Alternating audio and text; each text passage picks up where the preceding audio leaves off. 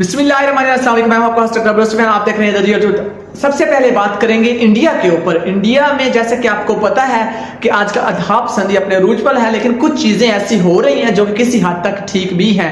जैसा कि एक बंदा जिसका टिकर आपके साथ आ रहा है, इन्होंने ये क्या किया है कि इन्होंने नथुराम गोडसे की जो है वो तारीफ की थी। तारीफ करने की वजह इनसे पूछी गई कि आपने क्यों किया, तो इन्होंने कहा कि उन्होंने ठीक किया अगर उन्होंने महात्मा गांधी को मार दिया। महात्मा गांधी का जो है इनकी तस्वीर जो है उनके नोटों के ऊपर होती है। ये महात्मा गांधी वही है जिन्होंने इंडिया को आजाद करवाया, और जो सेकुलर हल्के हैं इंडिया के वो समझते हैं कि महात्मा गांधी हमारे लिए एक भगवान की तरह है।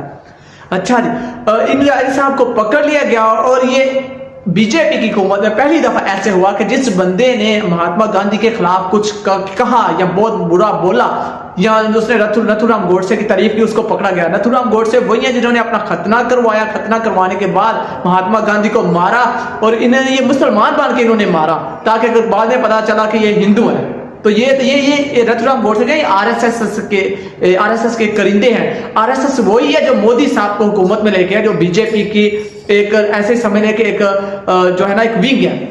जो बीजेपी है ये एक पॉलिटिकल विंग है आरएसएस का। ये ज्यादा बेहतर है अगर मैं इस हिसाब से कहूं। अब बात करते हैं इंडिया में करप्शन की। आपको जैसे कि पता है कि इंडिया में करप्शन का शिकंजा बड़ा टाइट हो रहा है। पाकिस्तान जो है वो एफएटीएफ में ऑलरेडी भुगत रहा है। इंडिया के ऊपर भी इस तरह की चीजें जो है वो अभी बड़ी ऑब्वियस होती जा रही हैं। इनके बेटों और इनके ऊपर फर्द जुर्म आयद हो चुकी है करप्शन के हिसाब से, और इनके ऊपर तकरीबन 2000 इंडियन करोड़ रुपए से ज्यादा का जो है करप्शन चार्जेस हैं। और ये वही है जिनके ऊपर मुकदमा चल रहा था, इन्वेस्टिगेशन हो रही थी कि इन्होंने 6000 इंडियन करोड़ रुपए के क्या हांगकांग में ट्रांजैक्शन करवाई हैं या उसमें इनका हाथ है कि नहीं है। तो बात करने की ये है कि इंडिया में इस तरह से इतने बड़े केसेस अचानक निकलना शुरू हो जाए इंडिया के लिए भी खास अच्छा नहीं है। और पाकिस्तान कोशिश करे तो एफएटीएफ में इंडिया को बड़ा टफ टाइम दे सकता है, जिस वजह से ये है कि इंडिया जो है कम से कम हमारे ऊपर फिर ज्यादा प्रेशराइज नहीं करेगा कि चीजें किस तरह से होंगी। चाइना के बारे में हम बात करते हैं। चाइना में एक मर्सिडीज बेंज के बारे में सबको पता है। मर्सिडीज बेंज ने एक इश्तिहार दिया था जो कि चाइना की एक ऐप है जिसको हम ट्विटर बोलते हैं, उसका नाम है वेबो। उसके ऊपर इन्होंने इश्तिहार दिया था और इश्तिहार इस तरह से था कि जैसे कि ये किसी मुल्क की जो है रिप्रेजेंटेशन कर रहे हों। उस इश्तिहार को गवर्नमेंट ने कहा कि आप इसको हटाएं, ऐसा लगता है कि आप किसी भी मुल्क का जो है ना वो प्रमोट कर रहे हैं, जैसे कि उन्होंने आप इसको हटाएं। और मर्सिडीज बेंज ने उसी वक्त उस इश्तिहार को हटा लिया था और कोई आर्ग्यू नहीं किया था।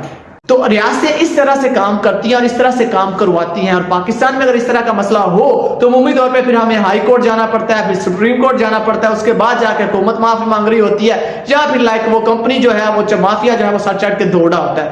यहाँ पे ऐसा कुछ नहीं है। उन्होंने कहा इश्तिहार आप हटाओ, ये इसमें ये वजह है, बस बात खत्म। दूसरी बात ही नहीं कि उन्होंने फौरन इश्तिहार हटा लिया। अब बात करते हैं चाइना के ऊपर। 3-4 खबरें चाइना से। सबसे पहले तो मैं बात करता हूं कि मोबाइलों के ऊपर। आने वाले दिनों में मोबाइल जो है वो महंगे होने वाले हैं। क्यों महंगे होने वाले हैं? एक चिप बनती है, ठीक है, सैमसंग की, बाकी भी मोबाइलों की, ये टिकर आपके साथ चला है, ये उस जगह पे बनती है जहां पे आजकल चाइना में कोविड फैला है, और उस जगह का नाम है शियान। शियान एक बहुत बड़ी जगह है और मीडिया वाले ये कह रहे हैं और यहाँ की गवर्नमेंट भी तकरीबन इसी लायामल के साथ चल रही है कि हो सकता है यहाँ पे जो चिप बनती है उसकी सारी फैक्ट्री तो बंद हुई हैं। तो आने वाले दिनों में मोबाइल जो है, खासकर ये टच मोबाइल वाले, ये महंगे हो जाएंगे। तो अगर आपने मोबाइल वगैरह लेना है तो आप जल्दी ले सकते हैं। चाइना की जब बात कर रहे हैं तो चाइना की आपने एक रिपोर्ट की थी कि तीती एक ऐप है जिस तरह की पाकिस्तान में क्रीम या उबर है, ये इनको जो है जब से इनकी गवर्नमेंट ने कहा कि आपने अमेरिका में जो है अपनी इन्वेस्टमेंट नहीं करनी है, तब से लेकर अब तक इनका 1.7% डिक्लाइन आया है और ये डिक्रीज, इनके शेयर्स जो है वो डिक्रीज होते जा रहे हैं। और ये बहुत बड़ी गवर्नमेंट ने कहा कि आप यहाँ इन्वेस्टमेंट करें तो फिर आप करें, ये तो कोई बात नहीं कि आप ना करें। एंथनी ब्लिंकन जो कि सेक्रेटरी स्टेट है अमेरिका के, इन्होंने ये कहा है चाइना के ऊपर कि भाई आपने जितने भी जर्नलिस्ट पकड़े हुए हैं हांगकांग में, आप उनको छोड़ें और उनको फ्रीलांसिंग दें ताकि वो फ्रीली जो है वो अपनी जो है जर्नलिज्म कर सकें। तो साथ में इन्होंने ये कहा है कि आप जो है इनको लायर की असेस भी दें, और आप लोग असेस नहीं देते हैं तो ये आप ह्यूमन राइट्स के खिलाफ आप चीज़ें करें, आपको ऐसा नहीं करना चाहिए। एंथनी ब्लिंकन साहब, ये चाइना है, ये अमेरिका नहीं है, जहाँ पे आपका खुद का एक पेपर, न्यूज़पेपर, जैसा कि न्यूयॉर्क टाइम्स ने पेंटागन की एक रिपोर्ट जो थी वो पब्लिश कर दी थी और लोगों को बता दिया था कि पेंटागन ने किस तरह से चीज़ें की। पेंटागन जो है वो उसका हेड जो होता है वो CIA, जो कि अमेरिका की मिलिट्री की एक सबसे बड़ी एजेंसी है, जैसे पाकिस्तान की ISI है, उसका हेड होता है।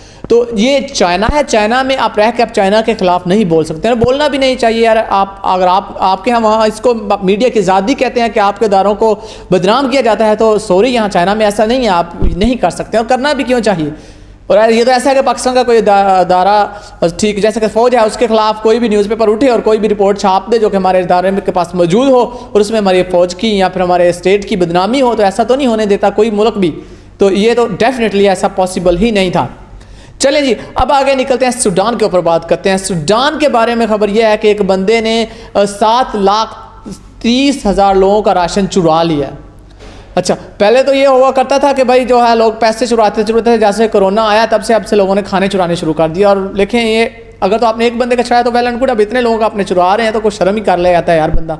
अच्छा, इसने क्या किया कि एक UN का वेयर हाउस था जिसमें काफ़ी ज़्यादा फूड जमा था। वेयर हाउस एक बड़ी जगह होती है जिसमें खाना जमा किया जाता है, ठीक है, वहाँ पे लोगों को खाना प्रोवाइड किया जाना था, तो इस बंदे ने जो है उसको चोरी कर लिया।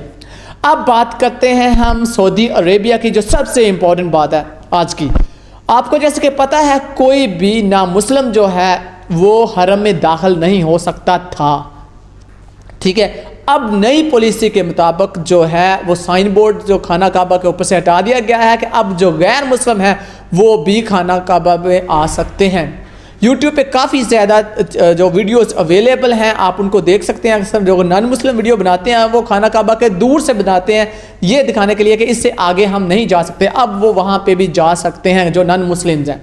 एक तो ये बात। दूसरा ये है कि सऊदी अरेबिया ने एक न्यू सिस्टम इंट्रोड्यूस करवाया है वीज़ा के लिए, वो है ई पासपोर्ट या ई वीज़ा।